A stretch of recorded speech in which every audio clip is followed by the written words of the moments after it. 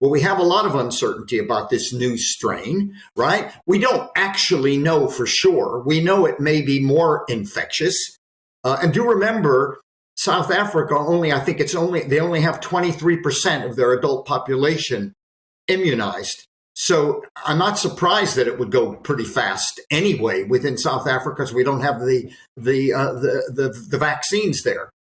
The thing that we have to do, in my view, to minimize the uncertainty, take the booster. Everybody take the vaccine, because to some extent, no matter what this variant will be, I think we'll be protected to some extent as long as we get vaccinated. Particularly the booster puts the effectiveness rate up to something like 95%.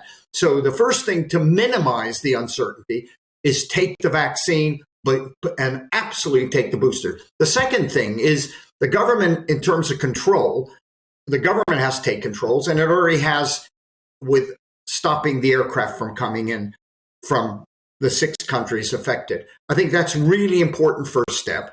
The next step, I think ultimately, given the way, a lot of people who are going to be asymptomatic will come into the country who won't test for the virus but may have it.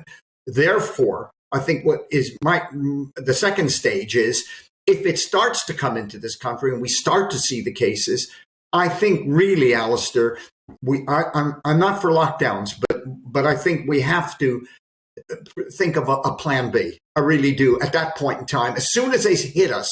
And it's going to come at some point in time. I think the important thing is to keep it away from us as long as we can, and protecting ourselves by taking the vaccine. We've closed the airways to the country from those affected countries. And now what is really important, once it gets here, and it might get here, we don't know, but I suspect it will, given the nature of what we've seen in the past 2 years.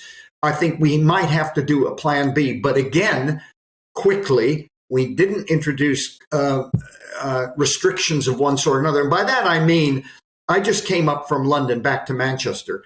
I was on a train, and I would have thought there was maybe 5% of people wearing a mask on the train. I don't think that's smart, because we still have between 40 and 50,000 cases every day. We have a plane full of people dying every day, up to 130, 150. So, hey, listen, we have to take control. The government's taking control by stopping the aircraft. The government, I think, needs a plan B on this. I think it really is important to have a plan B the minute it hits our shores. That gives us a sense of control.